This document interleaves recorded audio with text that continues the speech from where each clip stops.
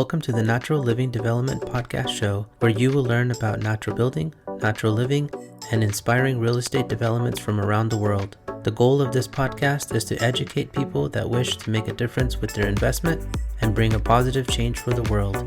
It's an opportunity to re-envision what real estate development should look like and how these developments should be funded. For more information about our natural living developments, please visit naturallivingdevelopments.com. We hope you enjoy the show.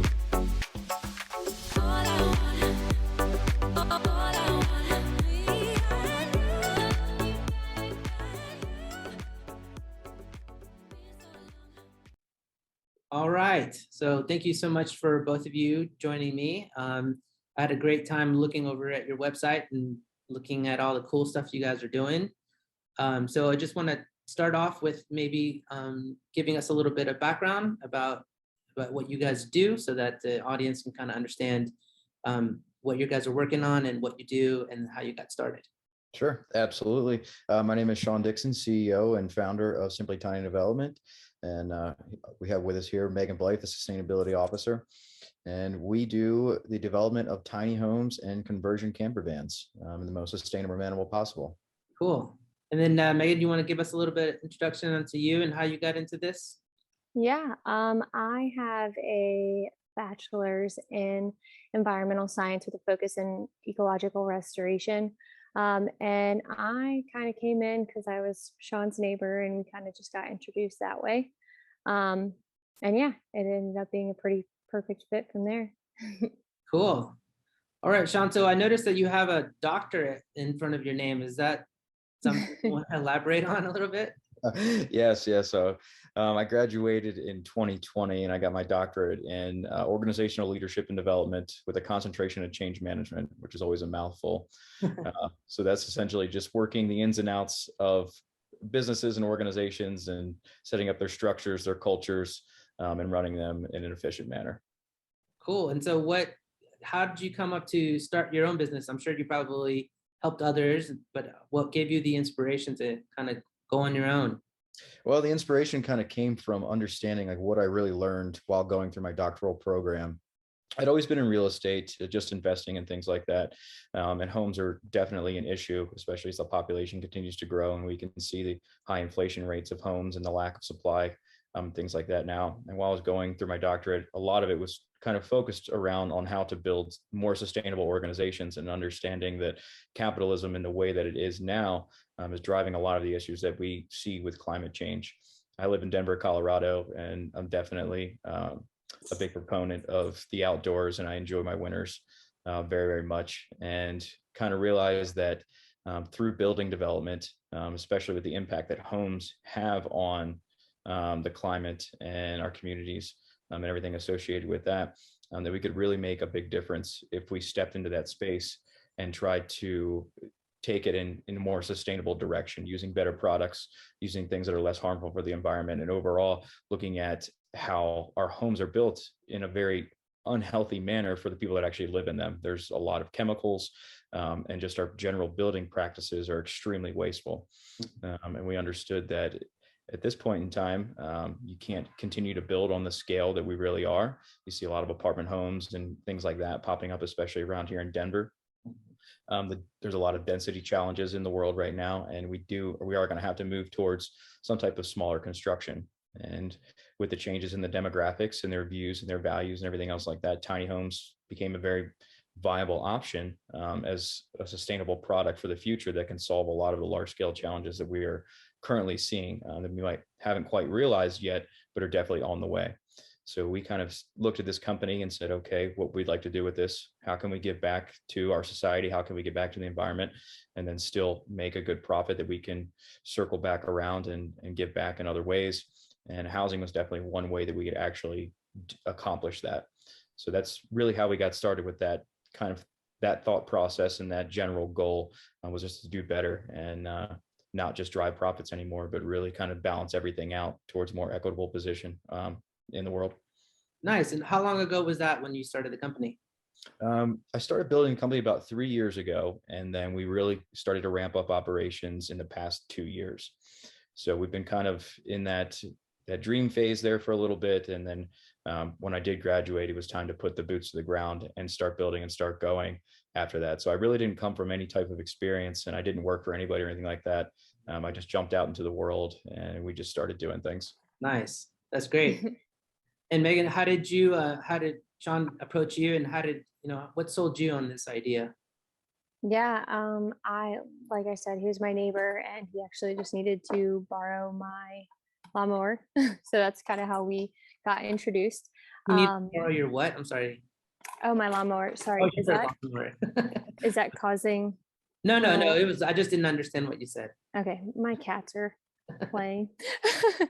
But yeah, he was just borrowing my lawnmower, and then we hung out here and there, and it kind of just came up in conversation of him having this company that he was working on and was in the process of building. And I immediately was like, man, that sounds right up my alley and what I would be interested in doing, because I've always really had a hard time with figuring out if I really wanted to help people or really wanted to help the planet. And this job kind of like perfectly got, both of those under control. So I didn't feel like I was nixing anything out of what I want to do. Well, and what were you doing before this? I was working for a solar company in Denver. Oh, okay. Yeah. Perfect. So Sean, as a business owner and starting as an entrepreneur and starting a new company, what were some of the hurdles that you had to jump through to kind of break into the market? Yeah, that's a really good question. The E word, the entrepreneur word, the dirty word that everybody just loves to throw around there. There's a lot of challenges, especially because we really started ramping up. I mean, right as COVID hit, that was definitely something that we ran into. And obviously everybody knows the current condition of the world and how things have been affected by all of that, especially with inflating prices, materials, and just general supply lines were extremely challenging. So getting into that was definitely one of the largest hurdles that we had to overcome. And we're still very much trying to sort that out. Mm-hmm. And in general, our goal was to shift our focus and find better ways to supply things and build homes and stuff like that. And right off the bat, a lot of the good sustainable products became completely unavailable or very expensive. So kind of dealing with those types of things immediately was something I was definitely not expecting. Capital challenges are always a concern for a startup, and luckily we had a decent investment round. We went into a crowdfunding initiative around May of last year, and we're able to raise some funds and really kind of get going with the vans and then the development of our tiny homes. So managing capital is definitely one of the top things that is difficult and challenging, especially in economic times like this, where I would still consider this a moderate recession at this point. Banks are not lending, and the economy is definitely slow churning, which makes things extra difficult, especially for growth and the normal startup problems that we kind of have. Aside from that, having Meg on board was the best thing that I ever could have done, because it really just, there's no people problems at this point. We've got a pretty good team of just her and I. She's the only employee, everybody else is contracted out. So as far as building an organization and things like that go, we're still very, very small. We want to keep it that way. It just keeps us flowing smoothly, and we're not looking to grow too large as far as that goes. Keep manageable projects and then build sustainable growth over the decades to come, hopefully. Yeah. So I got a couple questions for you in regards to that, because I'm sure a lot of our listeners are going to be inspiring developers and wanting to help change the world the way you are doing it. So just to help them understand, so did you use the crowdfunding? Is that Series C's? Is that what it's called when you do raising for capital with crowdfunding? That was a pre-seed round. So they call it the 3 F's: friends, family, and fools at the very beginning.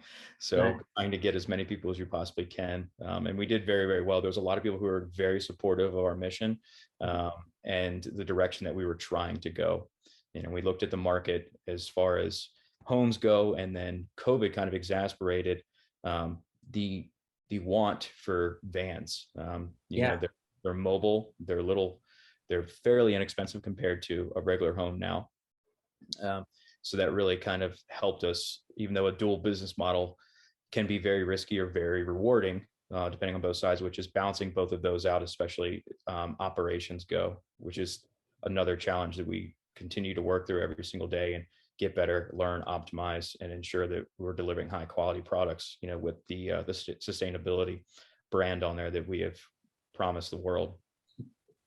Absolutely. I think it's really cool. And I think it's great for those who are listening, who are hearing what he's saying, is basically starting small and building up and not trying to get enough capital, basically to get everyone employed that you feel the company needs at that, in the future, but more of as the company grows, the capital will come with it. Is that what you're basically saying?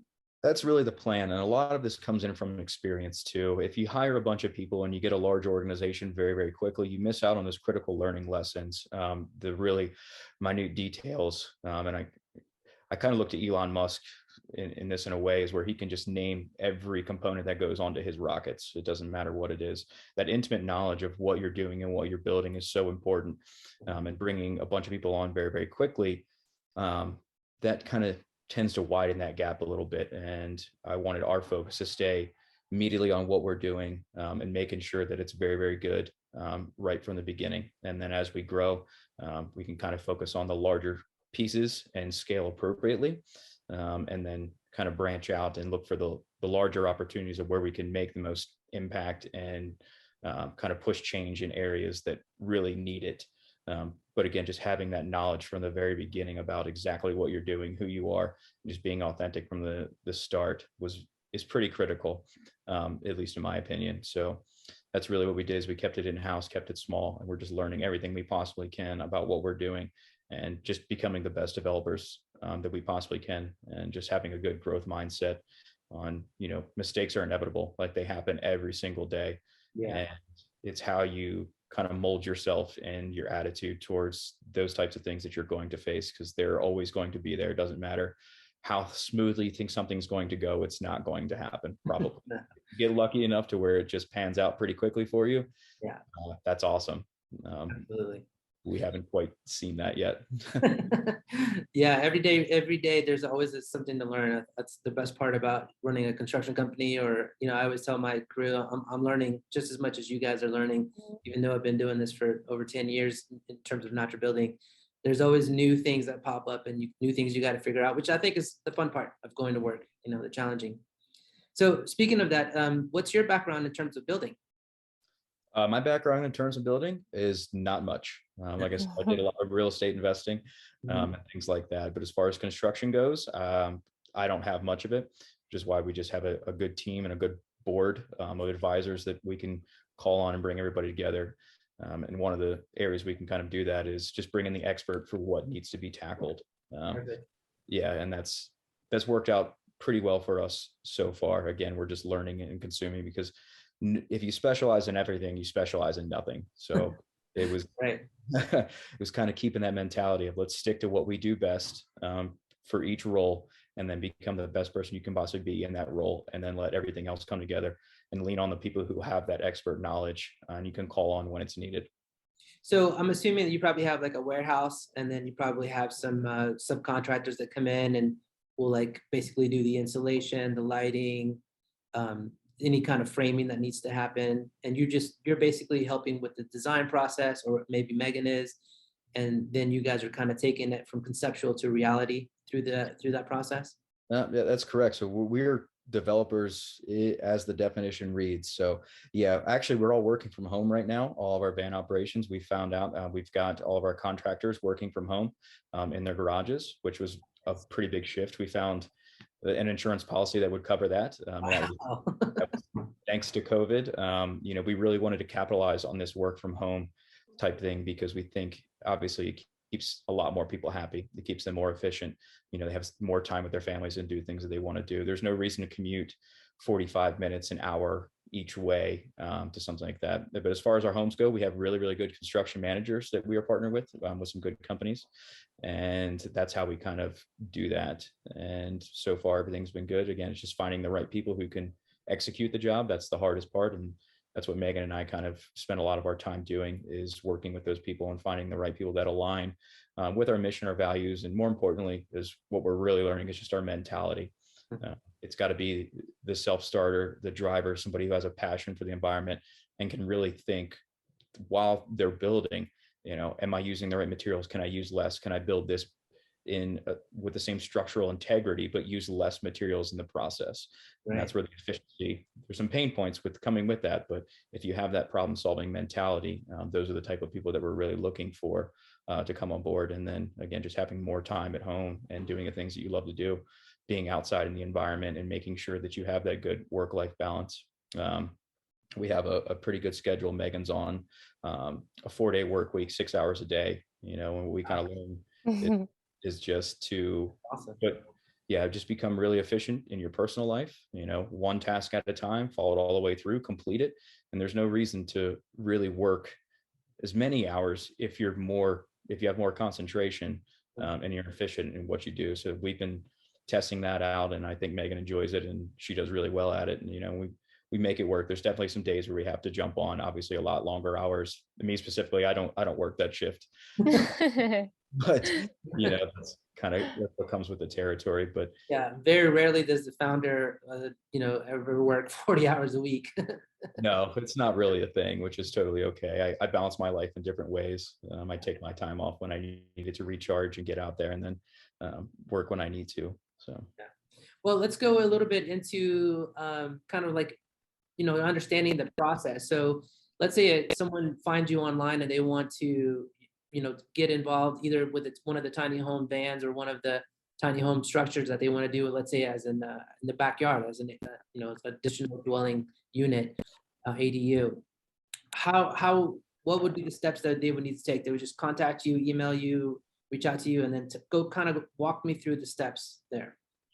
Sure. So they can contact us anyway. They can just email us or give us a phone call. And then what we would kind of do is just start off with just the pre-development, which is just investigation. A lot of areas in the United States are changing to ADU style codes and regulations. They're adopting them. Don't get me wrong, it's not fast, but there definitely is a lot of progression on that front.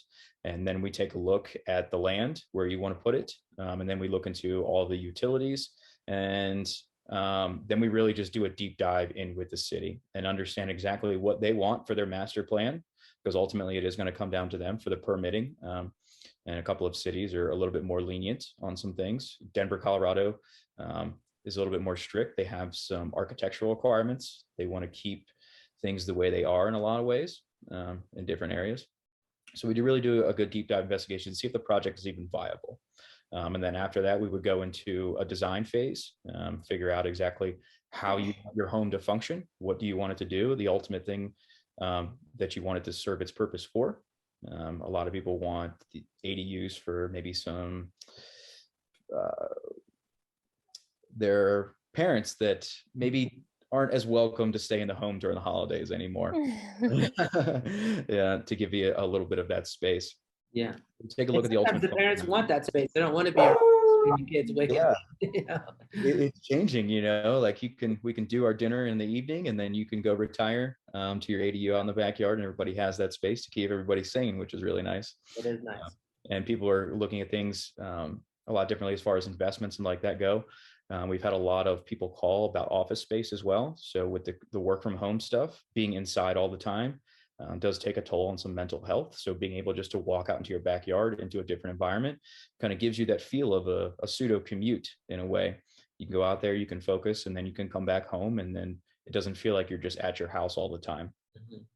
So we take a good look at all of that, and then we go actually into the development phases of getting the contractors in order, finishing up the design plans, get the site plans there, pull permits, soil samples, and then roll into construction. And how do you control the sustainability aspect of it from afar, or would you take time off to go visit to the site and interview the contractors, make sure that they're using sustainable products, non-toxic products? How do you go about that? A lot of that is just done in the material selection. So The codes and the laws right now, again, they vary in different places. So, but what we really can control right off the bat is like flooring, paints, and glues. Insulation's a little bit different.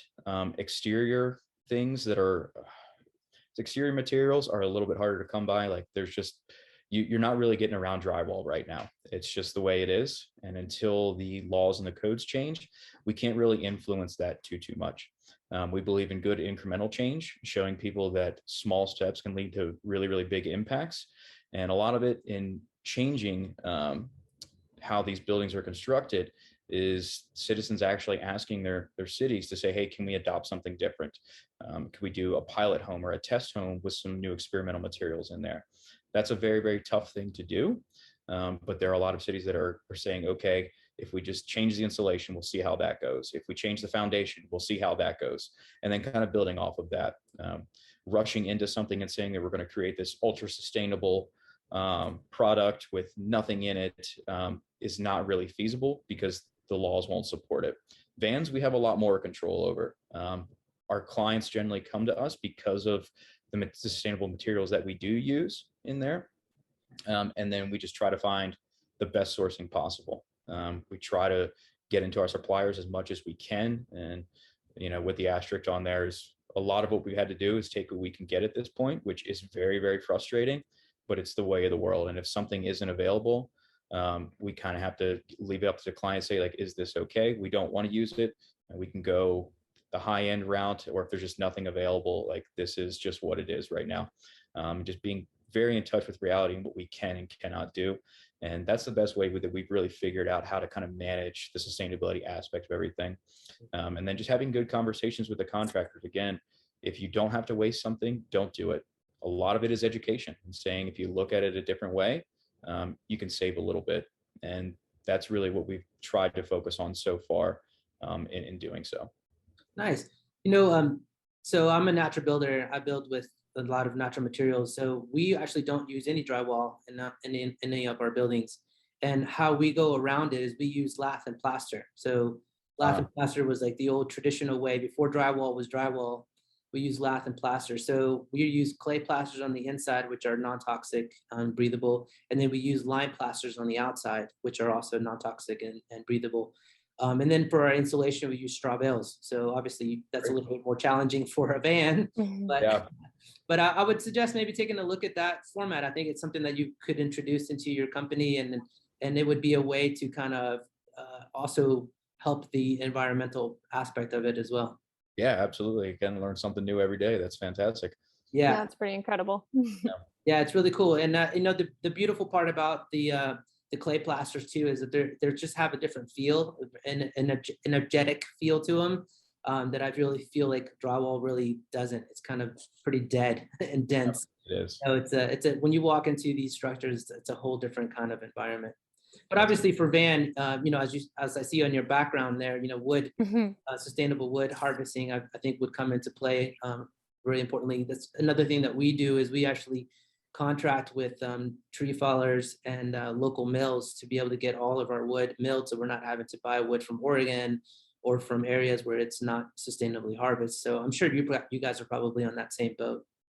Yeah, we're trying. We've got a good couple of local suppliers that, especially for the interior of the vans, that we can find some good sustainable stuff from. There's a few lumber mills around here that are certified where they pull their stuff. They do a lot of replanting operations and things like that. And then we go live edge and deadfall where we can, especially for things like countertops and stuff like that. You know, Colorado has a huge problem with beetle kill right now. It's a beautiful material. And when you can kind of break it down and reuse it, it just gives it this aesthetic pop that is just like nothing you've ever seen before. Yeah. So I love it. I think it's so beautiful. It's amazing. There's such, you know, even with the holes and everything else in it, you know, you can really make something out of it. And just using those types of materials. And the best part about building tiny is you don't need a lot. You know, you can use a lot less material, which also helps, which is why we love it. Yeah, absolutely. And then how do you work with people's budgets? So I'm sure, you know, it's different depending on where they're building and who the contractors are. But, you know, a lot of times we get clients who contact us and they just want a ballpark figure. You know, they want a number before we even start talking about design. So how do you deal with those kind of questions? Budgets are always a tough thing to do, especially when you're in different areas where all the prices are different. So we really just try to get the most accurate picture that we possibly can. We can generalize and then just give a decent range of where we think we're going to be, especially if they use the products that we have been using a decent amount of time, the paints and the flooring and insulation, things like that. That's pretty good. Labor's it's always different. It depends on who's there and what's going on. So it's just doing the pre-development research and trying to nail down the most accurate budget that we possibly can, and then make sure the clients understand that there are a lot of unknowns here, and we need to factor that in. So we might be below, we might be above, but we're going to do the best we possibly can to reach it within your budget. And that's really all we can promise right now. How do you deal for the entrepreneurs, the builders, the designers, developers out there that are going to be listening to this? How do you deal with the time and energy that it takes to figure those out before you get a deposit, before you get any kind of contract, in terms of the energy spent to kind of walk a client through that process? Yeah, it's really good to screen. Just a good 30-minute conversation when somebody does call, and just test how serious they are. Where are they at? Do they have funds available? Have they already applied for loans? And understand exactly how serious they are, because we do get a lot of calls, but people who just don't understand the process. I'm tired of apartment living. I want a tiny home. It's like, right. There's so many people out there. It's like, yeah, I want to build that for you. Do you have land? Do you have funds secured? Where are you actually at with all of this? Because we're all about definitely kind of Van Goghing things and painting our dreams. But in order to get this done, we're going to have to put a lot of work and a lot of time and a lot of effort into it. So just kind of gauging the client's seriousness and how invested they are to see this positive outcome that they want gives us a pretty good screening tool to work through that. And there's a lot of ways you can kind of do that. And I think funding is one of the major things. Or if they've done a little bit of research on their own and they can say, hey, this is what my property's zoned. Here are the setback requirements. Here's some of the things that I looked up. I don't understand the rest. Can you kind of help me out with this? And if that kind of comes to light, it's like, okay, I think you want to see this get through. And then we'll start taking on a little bit of the market research for where you're at, and then provide you with a proposal. Yeah. And so in terms of that, like, we have a kind of like a survey that we ask all of people who are interested in to kind of fill it in. And it goes exactly what you just said. It just really gives us an idea of what is your budget, number one, because I know a lot of times people will contact us and be like, oh, natural building. Well, that should be super cheap, right? Because it's just dirt, and straw. And you're like, no, we're doing this to code. Like, Yeah. cheap. There's work involved. Yeah, exactly. So in that sense, let's say someone's listening to the show right now, there's going to be two audiences, obviously, or multiple audiences. There's going to be the homeowner who wants to do an ADU, or there's going to be the young person who wants to have a van and wants to travel around the country, maybe even around the world. Mm-hmm. For those two characters, what's kind of a budget that they should shoot for? What's kind of savings are they looking to get? Is there financing available? Fill us in. Yeah, that's a great question. So I'll start off with the homes. The homes, you can kind of approach it like a traditional mortgage right now. With the legalization of tiny homes in California, we're expecting a lot of institutions to adopt some tiny home policies and tiny home mortgages, which is fantastic. We're working with a bunch of banks right now to try and get some more loan options available. Right now, the only thing that we're really coming across is banks that are willing to hold portfolio loans. So those aren't really traditional mortgages. That's capital they hold in-house, and they're willing to hold that note for that property. So we're looking at things that change here pretty soon. If you want to go in with cash, that's the best thing you can possibly do. Some people have that available. You sell a larger home and then you can build something a little bit smaller. That's probably the best way to finance everything right now. It always is. But as the vans go, that's getting a lot better. We actually have a partnership with Lightstream, and we can get really good loans for both tiny homes and vans at really, really good interest rates. But definitely bringing in some of your own money will definitely help everything out, keep the payments low, because those interest rates are still a little bit higher. It is more like an RV or like a recreational loan. So they can be anywhere from 4 to 6% roughly. Not too bad right now. And that's kind of how we get people financed. Nice. That's great. And in that process, do you think, is that like a 20, 30, 45 day process for the financing? Financing, I'd say definitely 45 days. Yeah, somewhere around there, just to do all the right research and the due diligence, to make sure that you're getting the right loan product, for your lifestyle and the things that you need to accomplish. Because what you don't want to do is burden yourself. And a lot of these people, when you do downsize, you should be cutting costs in a lot of ways. I think there was a study out the other day that tiny homeowners have 60% less credit card debt or something along those lines.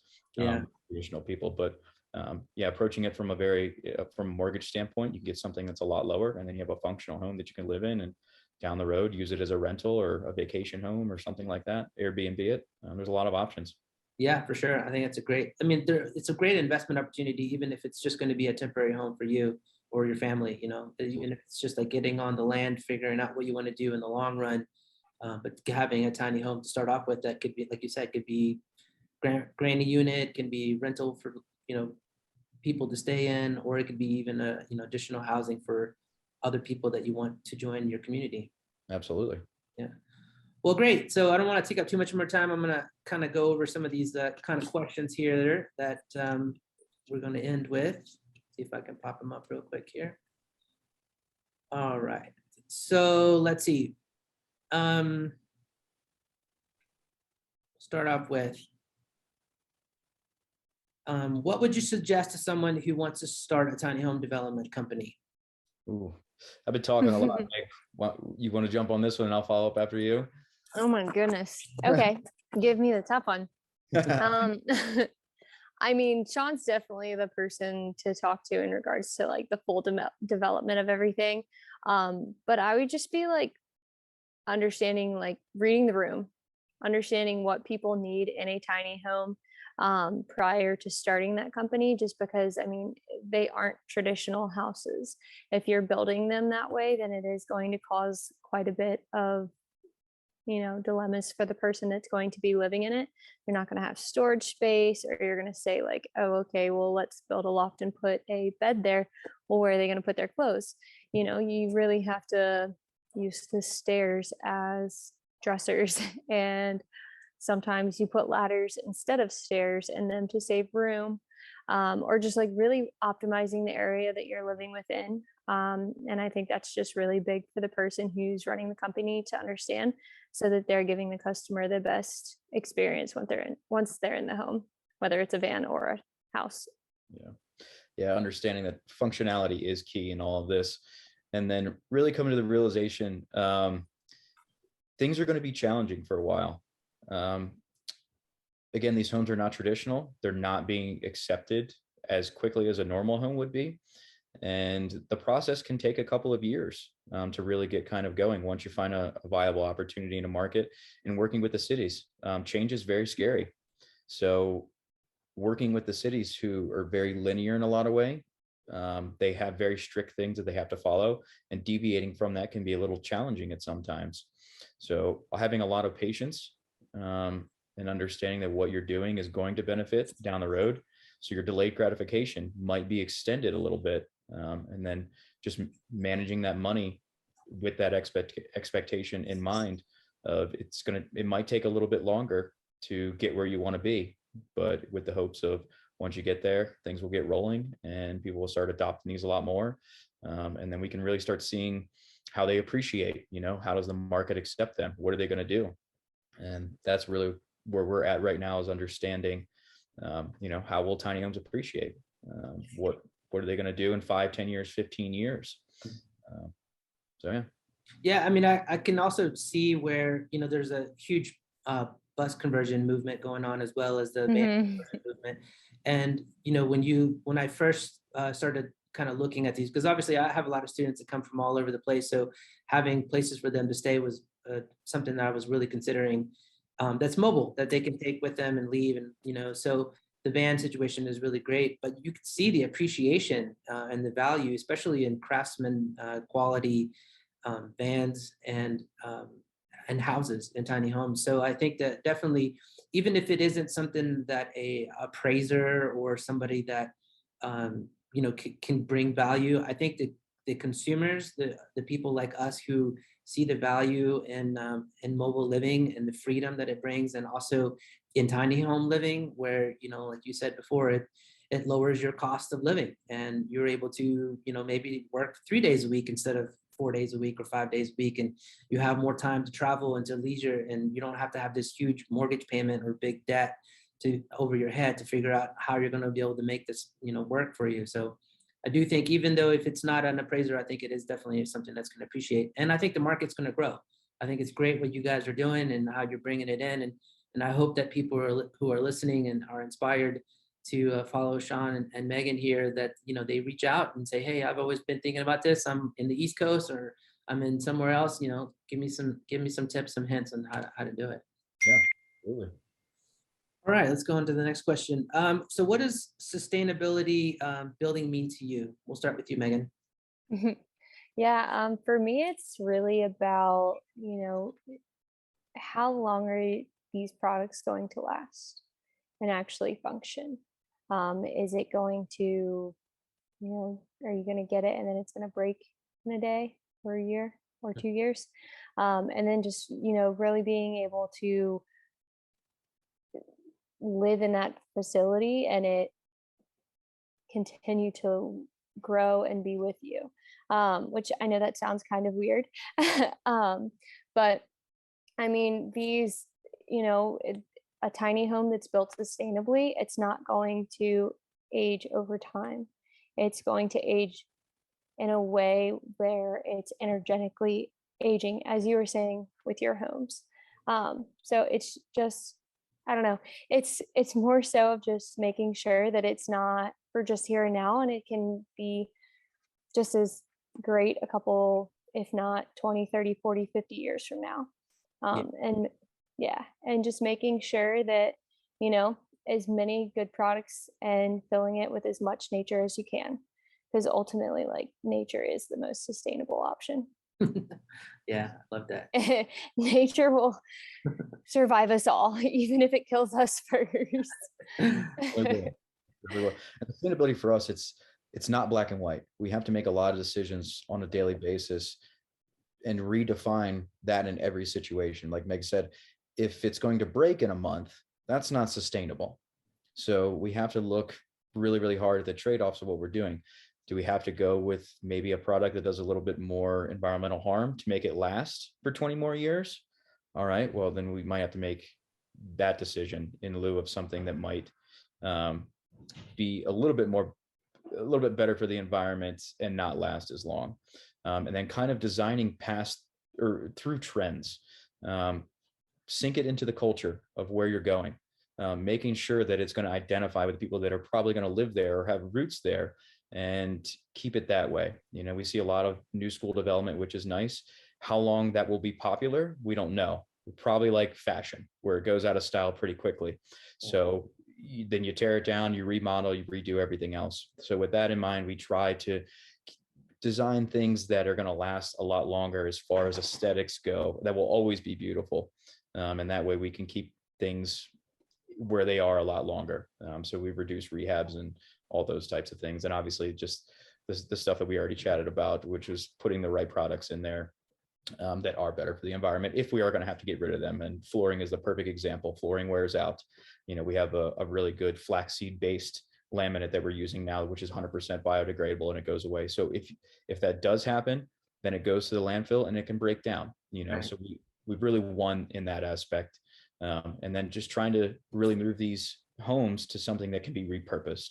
Repurposing something is the best thing you can possibly do. So if you do buy a tiny home, we're using helical pier foundations. They're engineered, so they're pretty much just bolt on to some giant screws that go into the ground.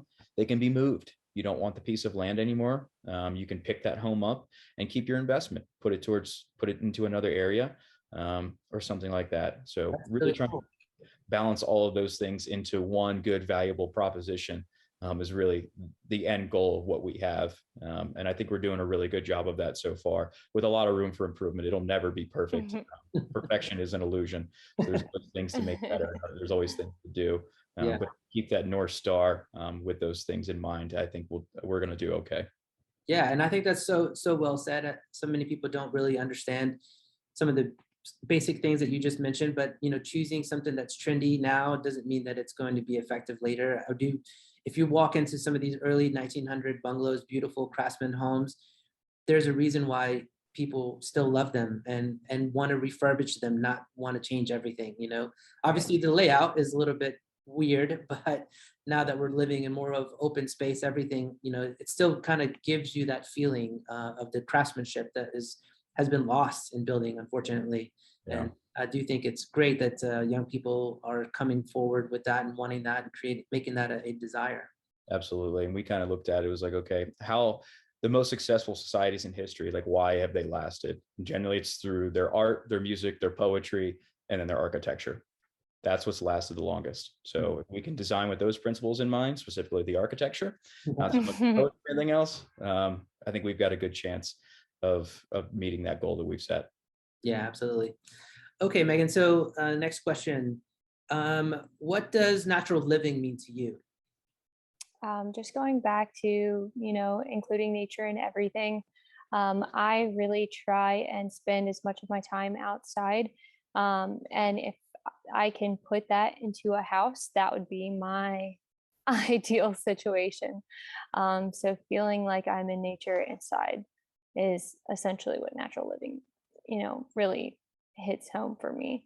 And just bringing that essence into the home, and just trying to use as much of nature in your everyday life as you can. So, you know, if you can cook a hot dog or whatever over a fire, do that. Or instead of turning the AC on, open your windows so someone comes in, or, you know, anything like that. That's really, you know, kind of hits home for me. Um, and just, like I said, just staying out in nature as much as possible, because nature is our home. We've just gotten away from that. Yeah. Have you ever been in a natural building before, Megan? I actually, I mean, I would consider this a natural building. I spent about a month and a half in Ghana a couple years ago, and I did live in a clay home for about a week or two in like that time frame. Yeah. So it was a pretty big, the houses there are slightly different, where we would think of like a neighborhood. Here, that's the entire house. And then each house here would essentially be a room there. Gotcha. And then the entire family would live in the separate rooms. That's really cool. Yeah, it's pretty amazing. And then there's like a central house that's the kitchen. So yeah, that's my experience with living in a natural home. And it was honestly pretty incredible. It's brings you back to your roots a lot. Yeah. Everything that you were describing is often described when you go into a natural building, of the house being a part of nature and going in, but feeling like you're still part of outside, you know, which is really cool. Awesome. Yeah. All right, Sean, what's natural living mean to you? Sure. I'll lead off with a good quote from David Attenborough. We always got to remember we are a part of nature, not apart from her. I love that. Yeah, that was a good one that he dropped, that really resonated with me. And being outside and just doing those types of things, we become pretty isolated in a lot of ways. You know, cities put up a lot of barriers with these so-called concrete jungles and everything else. Living in Denver's a little bit different with all of that. You know, there's areas where you have deer and elk and things like that just roam through the backyards, and that's people accepting that they're not a nuisance, they're not a pest. Animals are not that, they're a part of everything that's going on. Bears that get into trash and things like that, it's a part of the world. So let's not make it a bad thing. Let's not sit there and say like, oh, we need to get rid of these. This is terrible. This is unsafe. And coming back to more of our roots, I think, and understanding that the world is wild. That is it. You know, do I want to engage with the bear directly? I don't. But if it's going to roam through my backyard or something like that, that's totally okay. Let it happen. So we're starting to see a lot of things pop up, green highways and things like that, with areas that animals can cross and stuff like that. I got a nice lake right by my house here, and there's a lot of geese there. There's always just a lot of complaining and moaning about, oh, the geese are pooping here, the geese are doing that. Like, all right, who cares? Yeah. Take your shoes off before you walk in your house. Let them be. It's a critical part of how we survive. because, we are one planetary species and we require ecosystems that work together. Nothing is fractured, everything is circular, and don't ever forget it.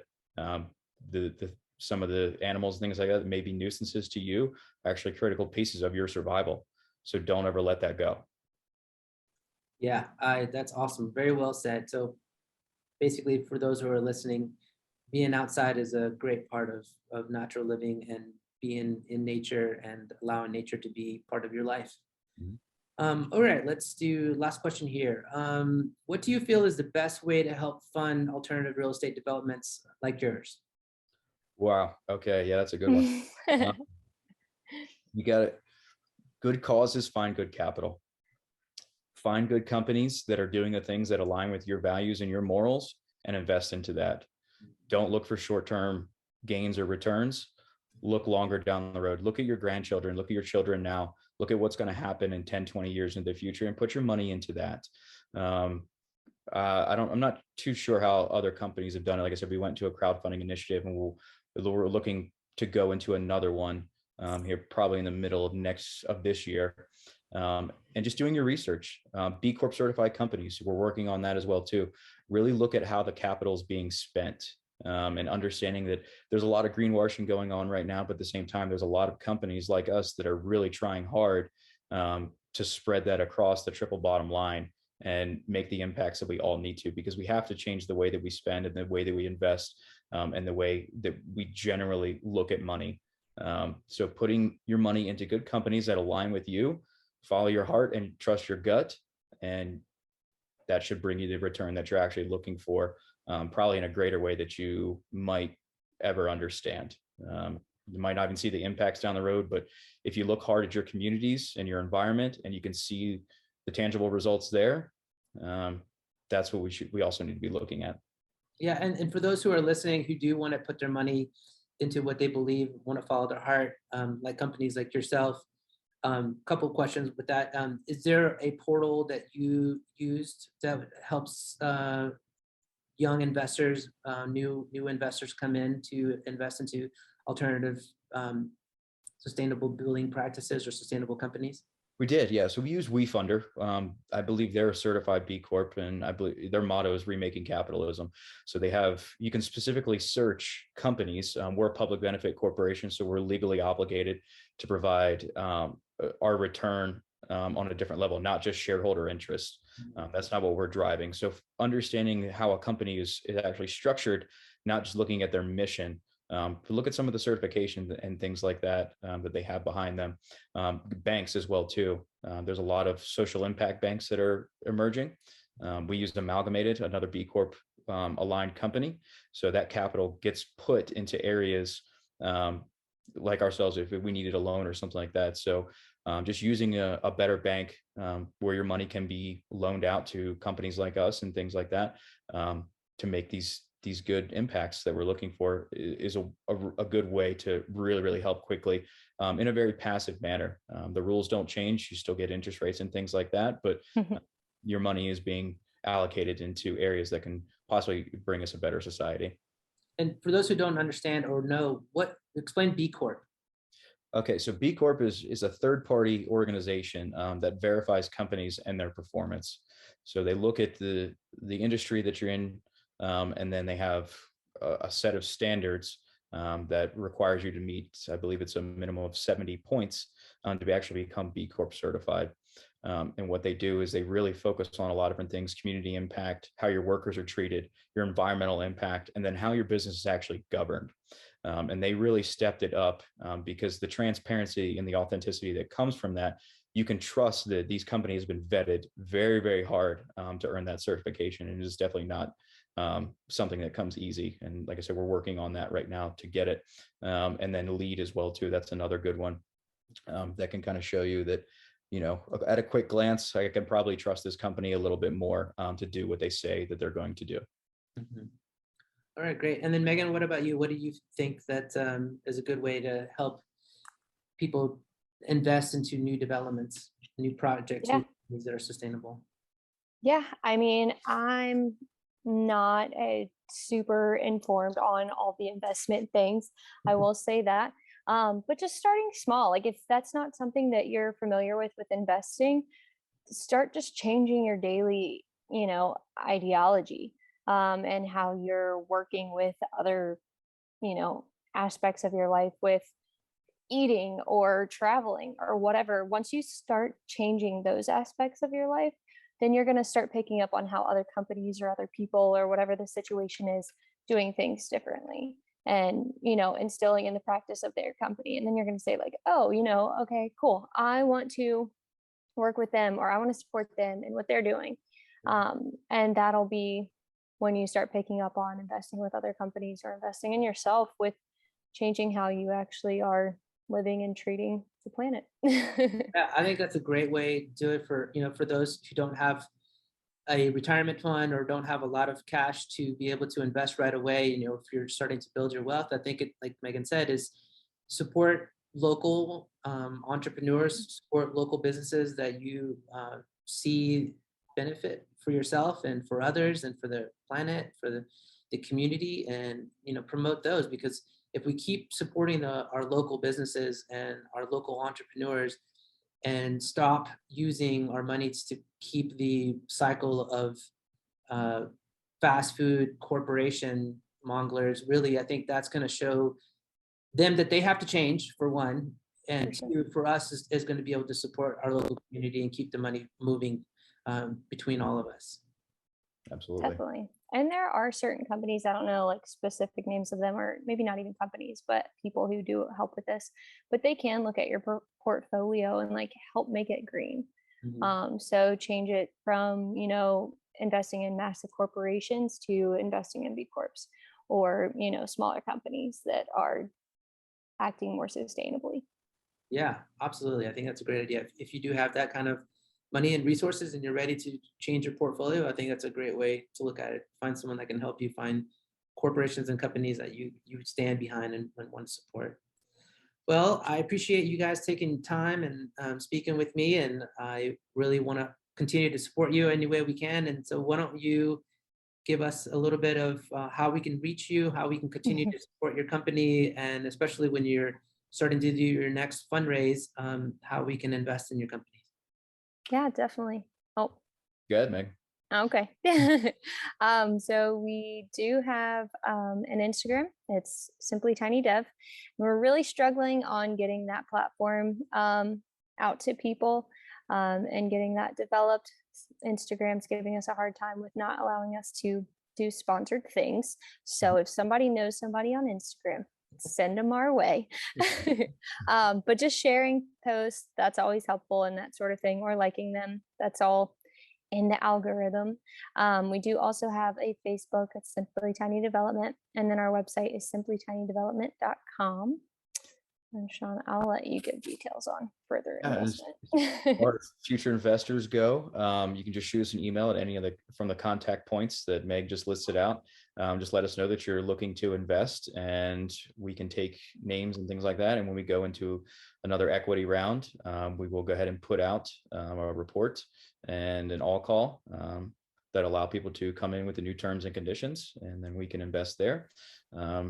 If you'd like some equity stake in the company, we can also take that as well too. That can be divvied out on any contractual terms. And that's really kind of where we're at right now. Just buy some vans, buy some tiny homes, and that's really the best we can do. That's great. So, and how would they contact you in terms of if they want to have a tiny home or a van? Same website, same address, same email? Yep, same website, same web address, and you can go Sean, SEAN, at simplytinydevelopment.com, or Megan, MEGAN, at simplytinydevelopment.com. You can get us at both of those emails, and we'll get back with you. Perfect. Well, all right. Thank you both again for your time, and go and check them out. Appreciate it. Thanks, Pablo. It was wonderful. Thanks. Have a great day. You too. Bye-bye. Thank you for listening to the Natural Living Development Podcast. We hope that you enjoyed the show. Please help spread the word by sharing this podcast with your friends on social media, leaving us a review, and subscribing to the show. For more information about our natural living developments, please visit naturallivingdevelopments.com. If you want to learn more about natural building, join our intern or apprenticeship program, or if you're interested in building a natural building for your family, please visit naturallivingschool.com. See you next show.